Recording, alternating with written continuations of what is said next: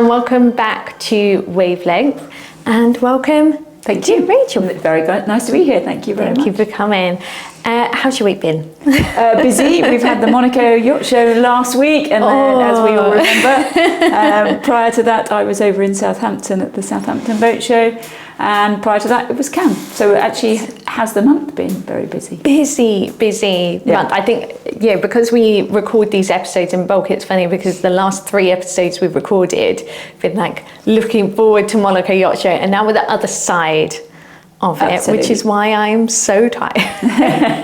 We all have plenty of follow-ups. Yeah, as well. But it's interesting that we tend to kind of shut them all within one sort of time, because obviously we can't do it in the middle of the summer, but then obviously we've got crew who are heading out to the Caribbean now. Yes. But in every single yacht show, I'm always struck by the fact that we still have this huge concentration on the sustainability of yachting. Alternative fuels are always being discussed. Breakthrough just literally sold this week, last week. Which is great to see that we've got actually vessels there that are stepping forward, trying to be cleaner. But we also know that we work in an industry that does have a huge environmental impact.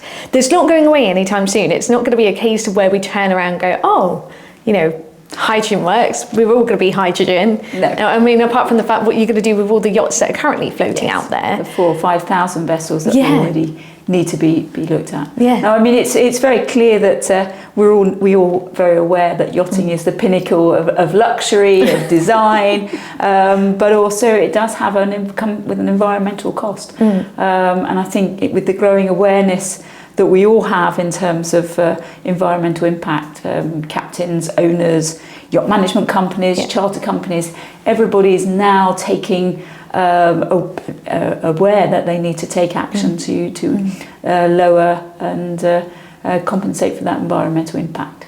And that is what you guys do. I mean, you work for Yacht Carbon Offset. Yes, indeed. And I think that first of all, let's kind of explain what is carbon offsetting, because on the basis, it kind of seems like one of those things where it's like, well, it's offsetting carbon, like it does what it says on the tin. Yep. But what does that actually mean? Okay, so as a company, we've been going since 2008, which, bearing in mind, I think we've become aware of the term the environmental impact, carbon footprint. This is something that's been very much in our vocabulary probably for the last 10, 15 years, but Yacht Carbon Offset was there from the very beginning.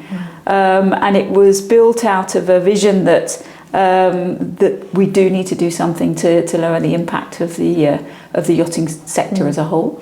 And carbon offsetting offers an immediate solution. It isn't certainly going to be the sole solution for environmental change and environmental impact, but it offers an option for the yachting community to maintain its cruising freedom, yet at the same time start looking at its footprint, taking actions to reduce its footprint, and then helping to offset the unavoidable impact of that activity. So how does it work? Carbon offsetting was set up by the United Nations as a process for putting funds into positive environmental projects around the globe. Back in 1995, at the first Conference of Parties, so that we've heard of COP, I think we're up to COP 20. COP 20 something now. COP 30. There was an effort by the United Nations to help developing countries grow sustainably. So how do they do that? They need to get financing in there from the private sector to help grow renewable power projects, so that these countries are growing their power base, not based on fossil fuel, as we have done, but in terms of growing on renewable power sources. So the idea was, and it has been a very successful idea, to set up a process where those nations and those people and those companies that are emitting carbon can voluntarily contribute to projects in developing countries that that need that extra financing. And it's done on a ton for ton basis. So as a company or as a yacht, you can look at your environmental footprint by looking at all the activities that contribute to that. So fundamentally, it's fuel. That's a large contributor to the offsetting or to the footprint. And then there's all the other actions. So operational actions of bringing crew on and off, of bringing products and supplies on and off of the yacht. But fundamentally, if we start by looking at the fuel emissions, so you know as an activity what you're contributing in terms of emissions to the environment on a ton for ton basis. So the idea of carbon offsetting is for every ton you contribute, you purchase and retire a carbon credit from a carbon reduction project to counterbalance that emission. So how do the carbon projects, reduction projects come to fruition? How do they issue their carbon credits? Because that's a huge amount of carbon that's going. And when we talk about carbon as well, I think people need to remember when we talk about carbon, we mean carbon components. So you're talking about CO2, you're talking about methane, you're talking about all those harmful gases that have a carbon element to them. The greenhouse gases. Yes. So these are the main contributor is CO2. Okay. So it's a carbon dioxide. But so the way that these projects work are they're always in developing countries. Okay. And they have to be verified. So I think that the issue with carbon offsetting in the past has very much been there are good projects and there are bad projects. So how do you identify those that are really making the difference? There's a huge step process. These projects have to be verified and certified by an international registry. So there are a number of international registries that we work with as an organisation. That's the Verified Carbon Standard, VCS, under Vera, the gold standard. We also work with a registry called Plan Vivo and the United Nations registry as well.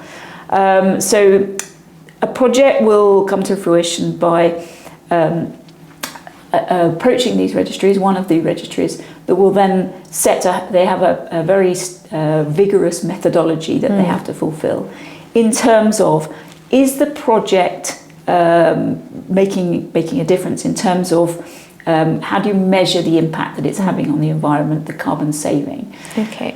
In the developing country, you will look at the power project in terms of how much power is it producing. How would have that power been produced had it not been produced from renewable sources? So look at the electricity grid. Look at it would have been fossil fuels. It likely to be fossil fuel that was imported into many of these countries because they don't have their own source of fuel. So you've got the impact that it's not requiring that fossil fuel to be burnt, not requiring that fossil fuel to come into the country. So the measurement is based on what would have happened, what is happening, and there's that carbon saving. Okay. So for every megawatt of power produced, let's take a real example. We support a wind project in Namibia. Namibia does import a lot of fossil fuel from neighbouring countries. It's by producing this power project, it's not required to do that. So the project can be seen for every megawatt of power. There is a contribution of carbon saving because that power is now being produced cleanly. So the international registry will send a third-party verifier into the country, check the project, make sure that it is how it's producing, and then for every historical megawatt of power it's produced, it's permitted to issue a certain number of carbon credits. And those carbon credits are then put onto the voluntary carbon market, and we have, as an organisation and other individuals, have the access to those credits. So for every tonne that our clients are producing, they can compensate that by purchasing that carbon credit. One carbon credit represents 1 tonne of carbon saving. So many questions on that now. I picked up on one of the words that you said, and that was the fact that it's voluntary. Yes. And that has always been a little bit of a problem within the yachting industry, is that it has previously been exempt from European laws and from the ILO and things. You know, we do now have situations where it comes to nitrous oxide that we have to reduce emissions there. Yeah, the SOx and the NOx. Yeah. But historically, it's not something we, both us and private jetting, have been exempt. And I think I remember reading a study done by, I think it was Oxfam at the time, and they got a bunch of yachts. They basically recorded the emissions from those yachts, gave it an average, and said it would take the average UK person 180 years to produce the same emissions produced by a super yacht within 1 year, which is massive. And of course, no one person is producing quite those emissions. But I think, we've said as an industry, we're not going away, but the problem is that everything that it comes down to, it is a voluntary thing. So how do you get the owners and the crew and the people on board to kind of sign up to this carbon offsetting, so at least they can be making a contribution environmentally, offsetting what is happening? So our clients are taking action for various reasons, and I think that's a very important question to ask up front. What is your environmental objective? Now, first of all, by looking at your carbon footprint, that gives you a baseline to work from. So many of our clients are looking at reducing their carbon footprint over time, understandably. So you have to start somewhere. You measure what you're doing in your first year. You can then work and set yourself targets and objectives to reduce. Now, whether or not that be, and of course, yachts provide that wonderful, luxurious freedom to travel. You don't want to moor up your yacht and not use it. No. So that's never going to happen in the yachting community. What it could do is that the captain will be looking at operating the yacht in the most efficient speed. So there is obviously an optimum speed where fuel consumption is minimum for the speed that you're going at, and then the captain will start and look at its fuel efficiency. But there are other ways of optimizing between. Maybe using generators for offshore power to reduce shore power, to reduce the amount of generation used and for the hotel load. Obviously looking at HVO to reduce your emissions. That's hydrogenated vegetable oil, which is a cleaner, not entirely carbon emission free, but a much cleaner fuel that can reduce emissions by as much as 85%. Oh wow. And that can be dropped and used interchangeably with a fossil fuel. So there's actions that can be taken. You've got to start somewhere. Yes. And as a super yacht, unless we go to pure electric based power, or as you say, hydrogen yacht, the majority of yachts out there haven't got that flexibility, and that so they're looking at other options. So let's start somewhere, measure our emissions, do what we can to reduce them, but there's always going to be an unavoidable amount, and it's that unavoidable amount that then can be addressed by carbon offsetting. So why do owners and captains do it? First off, they are concerned about the environment. Now that is a portion. Not all of our clients are doing it for that very reason. But I feel like it's increasing. I feel like more people are aware of environmental impacts and more people care. And of course, you are yachting and cruising in the most beautiful places in the world.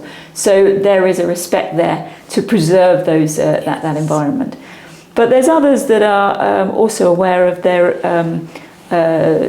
the media attention that they may be bringing. They're obviously, we as clients, we see a lot of high-profile figures in the yachting world that will be concerned of their image, not only their environmental impact, but their image, the social image. So they do that to compensate any finger pointing, any attacks that may come against them in terms of how they're living their lifestyle. So there's definitely a balance there, but also charter yachts. It's very good marketing for charter yachts to be able to say, we are a cleaner yacht, we're taking action in terms of the filtered water, in terms of the way that we handle rubbish, the products that we take on board, and our environmental emissions. It's part of that environmental package. So you've got three options, you've got three reasons: environmental impact, social impact in terms of your own image, and also promotion and marketing to charters and your guests on board. And what about the projects themselves? Like, I know, for example, Hill Robinson, we offset. Indeed. And we're involved in certain projects, like I know we're involved in a mangrove project, Indeed. For example. And these projects, I assume, are not just there, helping environmentally, but socially as well, I imagine, helping those communities as well. So as we've alluded to, carbon offsetting can be a bit of a minefield. So Yacht Carbon Offset's unique selling points really are that we have to focus on high quality projects and source high quality projects for our clients. So we start by doing a deep dive into the contractual the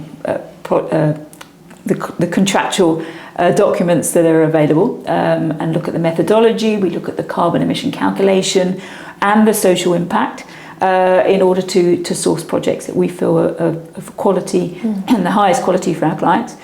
They have to be registered on the international registry, so as I've said, Gold Standard, Vera, and Plan Vivo.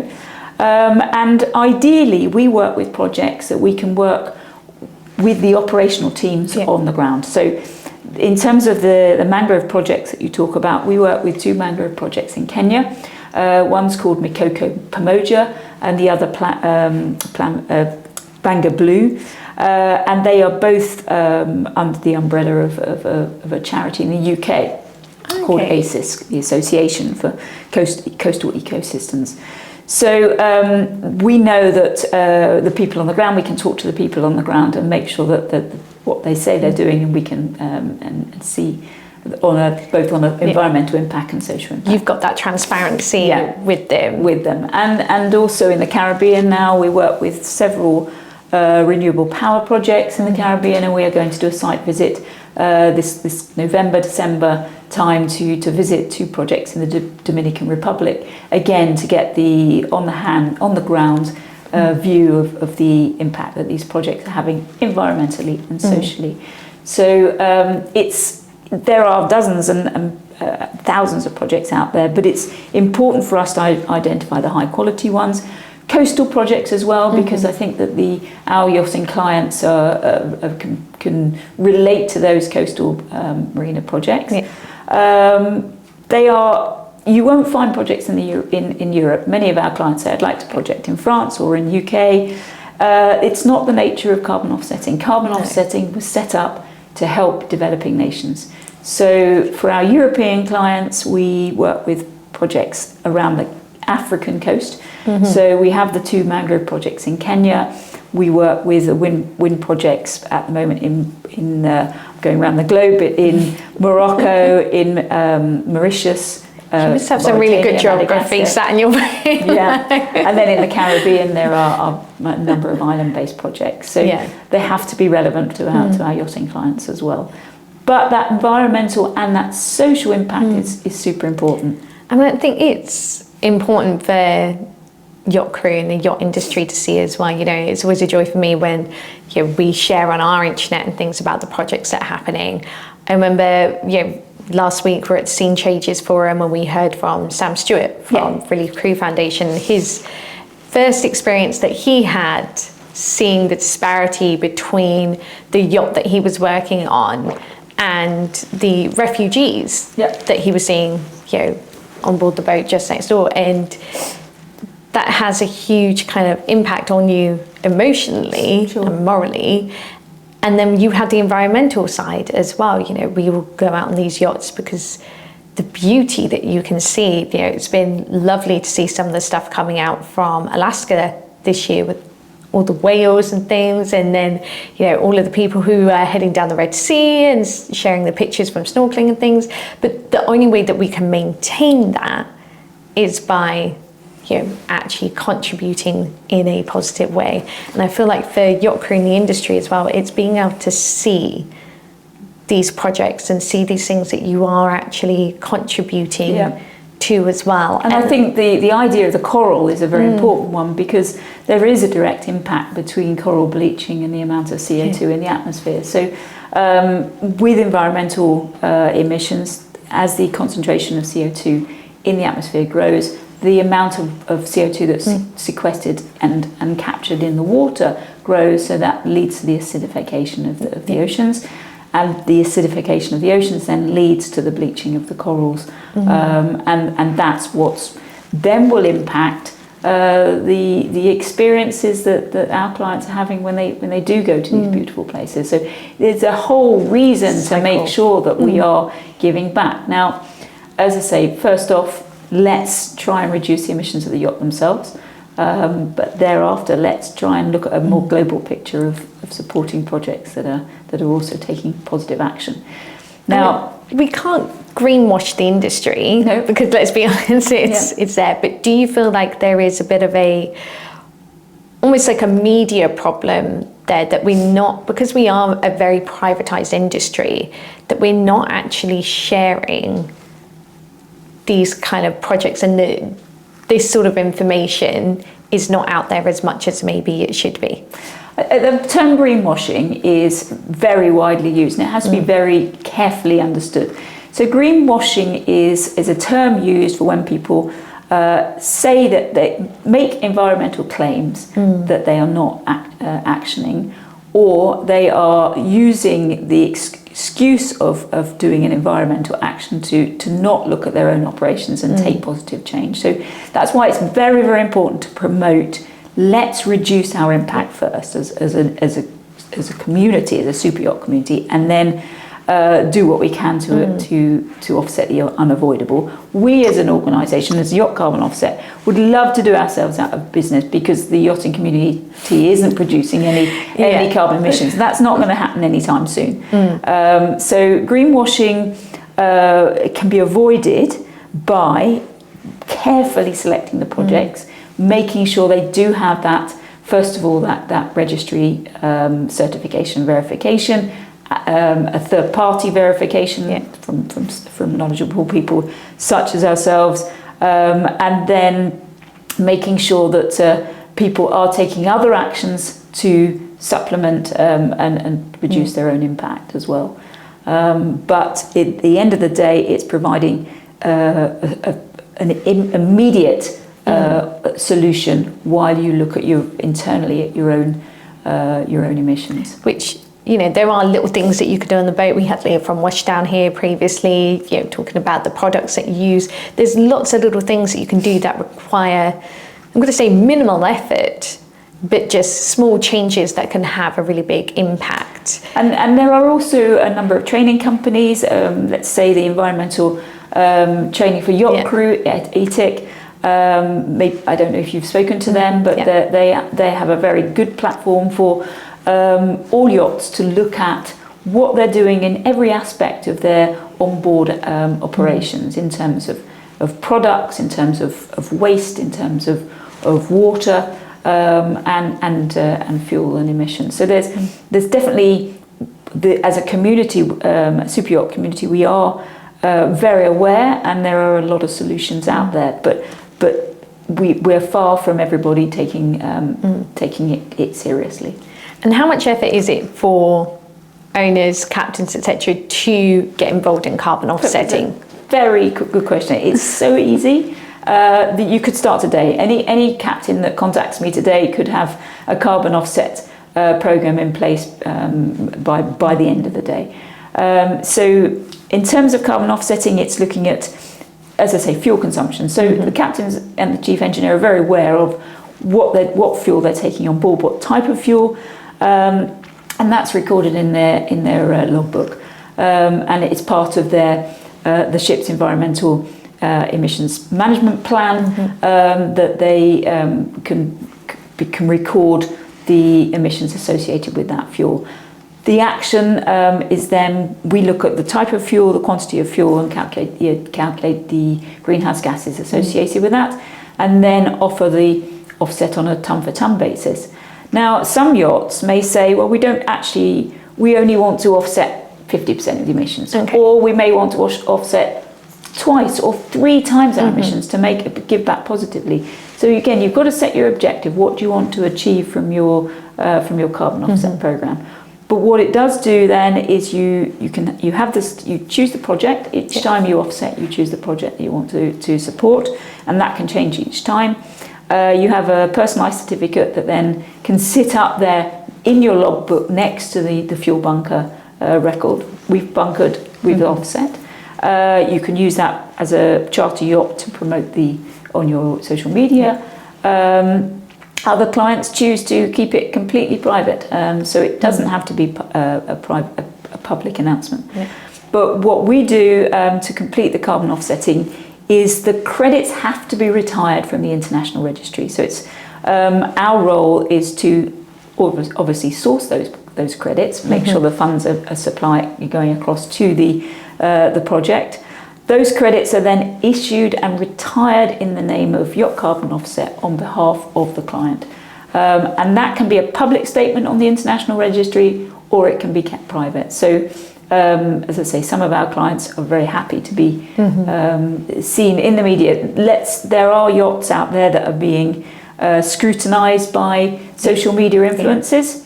And we've seen a case recently where they were very much talking about, isn't it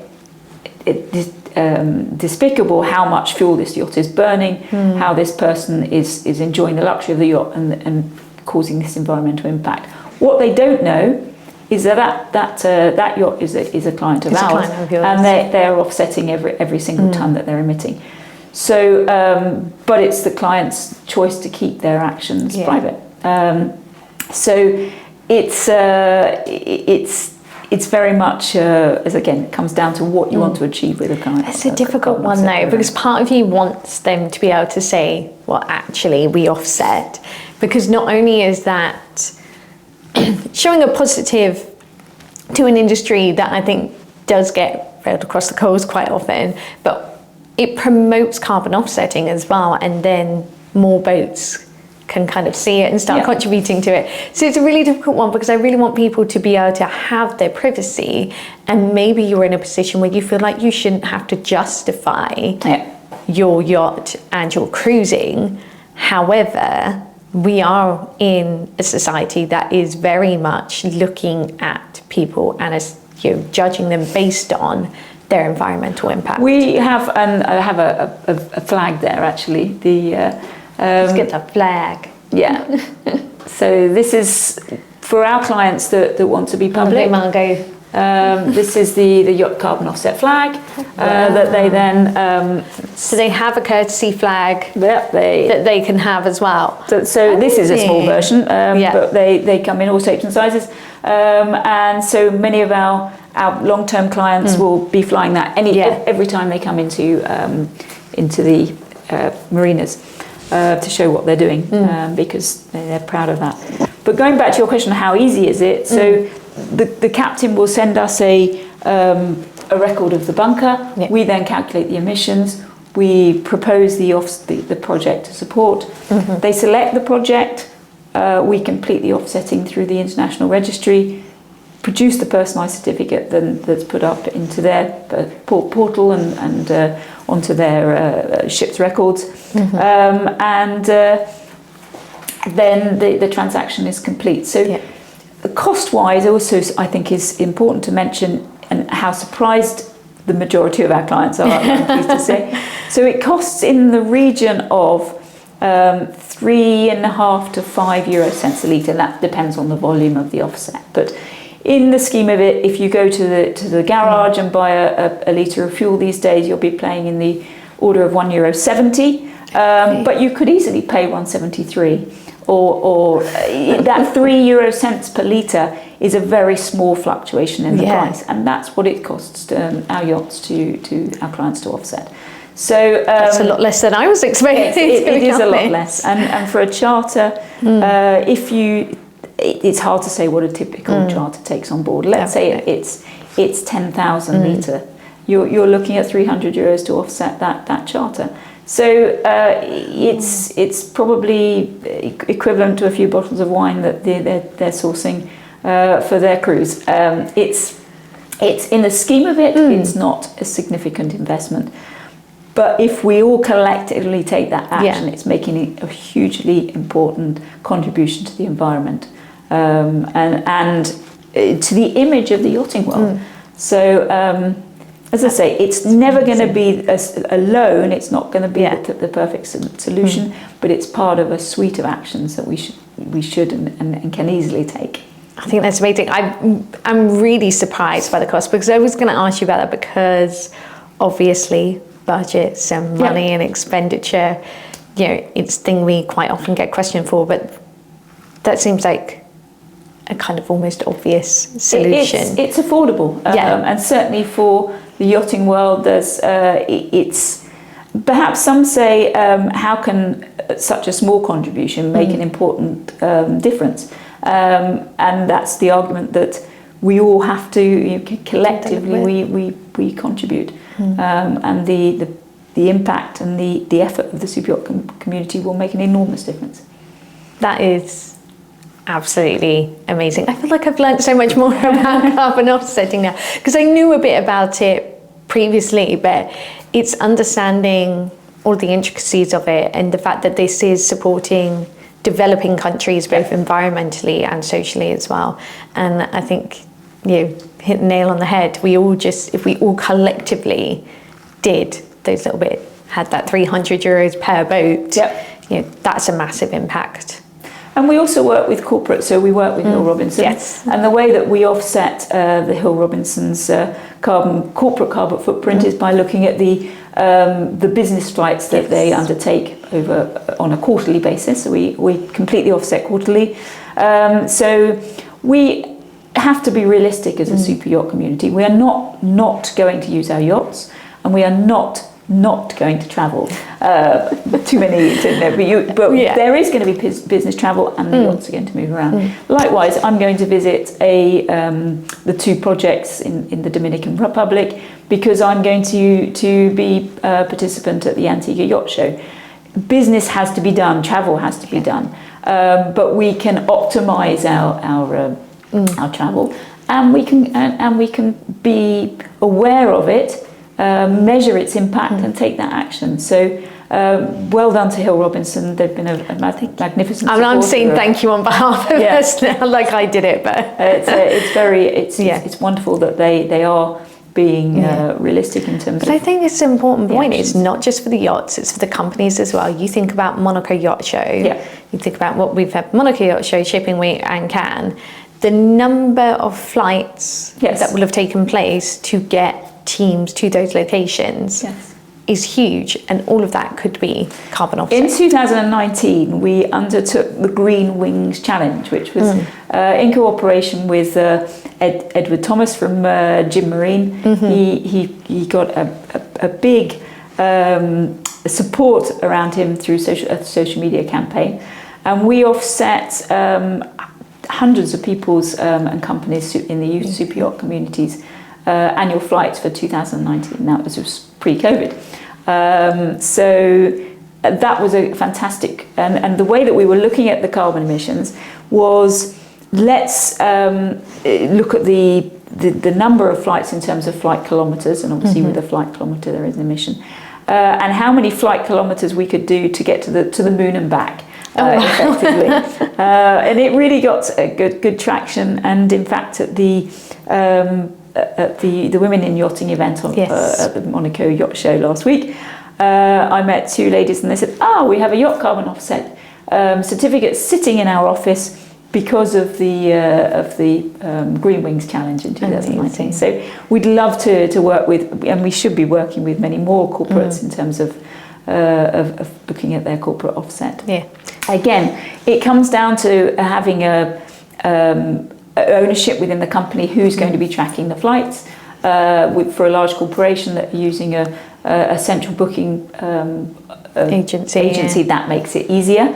but it isn't an impossible hurdle. No. So that's it's a great way to do it, and it's supporting the actions that you want to see on board onshore as well, because there should be that replication of action onshore and on board. Yeah. And we are increasingly working with charter management, charter companies who are offering carbon offsetting on a charter by charter basis. So then the yacht itself, sometimes they then see what we're doing and just instigate their own annual carbon offsetting program. But it's easier then for on a charter by charter basis just to offer to the charter client, would you like to contribute to your offset for the charter, and then they get the individual certificate often before they even get on board. So the client can say, well, we know through the schedule of the charter, this is the amount of fuel that will be consumed. So then the charterer will contribute to the offsetting for that and get the certificate up front, so they can relax and enjoy their charter, knowing that their environmental impact has been already offset. So that's very important. Thank you so much for explaining what carbon offsetting is and highlighting that there's so many different opportunities out there as well. Yeah. And I think that's a really key thing, for any yacht crew who are listening. They know that it's going to be something simple and that there are different options out there for them as well, whether they're doing it by a charter basis, whether they do it on an annual basis, whether it's their yacht management company who are doing it. There's different opportunities to offset. Indeed. And have a positive environtal impact. Yeah. Be a part of the conglomerate of super yacht community that are doing what we can. Well, now that we've heard about yacht carbon offsetting, we want to learn more about you as a person. Something that we're doing this year because we want to know the people behind all these incredible companies that we're talking to. So I have a couple of questions for you. And the first one, same one that I ask everyone. If you were going to go on board as yacht crew, what position would you want to be? Oh, I would certainly want to be on deck. On deck? On deck. I love that. There are not enough women on deck. Yeah. There's some, but we definitely need more. No, I would, my background, I started life as a chemical engineer and went out and worked on oil and gas platforms, in fact, offshore and onshore. So very used to getting my hands dirty. And so I would love to get back to that sort of physical side of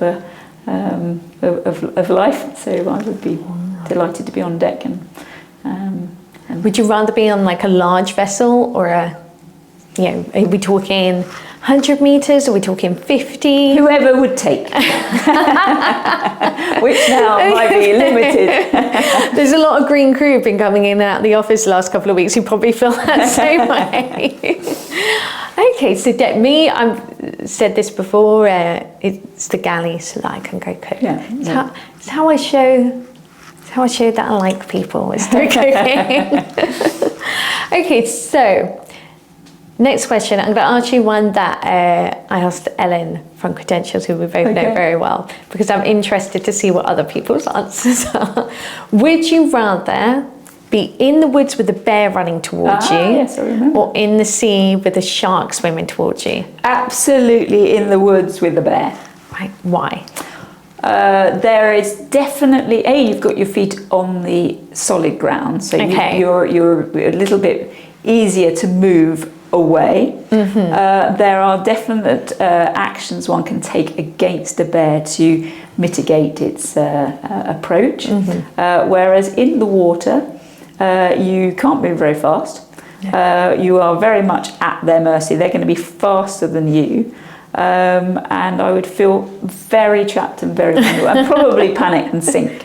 So for me, I would sort of reckon my chances much more in the woods with the bear. I just don't think I'm outrunning a bear, to be honest. No, you wouldn't outrun. You have to stand. I think you have to stand your ground. I still think the bear is winning. I mean, I'm not saying I'm going to win against a shark, but Like, I still think at least I have a little bit of chance with a shark if I just can punch it in the right place. Yeah, that's good. Like, and I did discuss this with Matt Zimmerman from Far Sounder, Okay. who was in season 1 of the podcast, and talking about whales and things. And I did discuss it with him, and he agreed with me to the most part, depending on what type of shark it is. Okay. Well, let's hope we don't have to make the decision on either occasion. And final question, which kind of leans into the last question. If you could be any sea animal, which animal would you be? Gracious me. Mine changes on a daily basis. Does it? Yeah. Probably a dolphin. Let's go for a dolphin. People seem to like dolphins. They're not threatened by dolphins. They live in pods, yeah. You've got a lot of friendship around you. Yeah, no, that would be. That's. And you know that dolphins kill sharks. Do they? Yeah. Right. People think dolphins are super nice. Yeah. And they can actually be very aggressive. And if sharks are in the area, they literally swim into their gills and like batter Teamwork, their gills. I guess. Yeah, Teamwork. It's teamwork. Yeah. But it's also killing sharks. It's not. Sharks are not all that bad. Okay. Dolphins can be a bit as well. For me, I'm gonna stick with manta rays. Like, I went to Hawaii this year, we went swimming with manta rays at night, and I absolutely fell in love. Like, the way that they just kind of appear out the darkness, and they're so elegant and so big as well, like elegant but big, and like I call them sea ghosts because they just kind of appear. And they just go around eating plankton, not causing anybody any harm. They see each other every now and again, but they don't have to hang out together all the time. They're in single. They don't hang out in gangs. They do at certain times of the year, right? But then other than that, then they are solitary, which is exactly what I need. Like, I can't be in a dolphin pod. Like, we're all going the same direction. No. But they are intelligent creatures. They are beautiful. Good. I feel like we've learned a little bit about you. Very social animal. Yeah, I hope so. Social animal who's going to take on a bear. Yes, that's right. Indeed. Richard, thank you so much for inviting coming in. I really appreciate it. And obviously we'll put all the information about yacht carbon offsetting on our socials as well. Yes. So if anybody is interested, please look at our social media and you can find some more information about yacht carbon offsetting. Thank you so much for joining us, and we will see you soon. Thank you.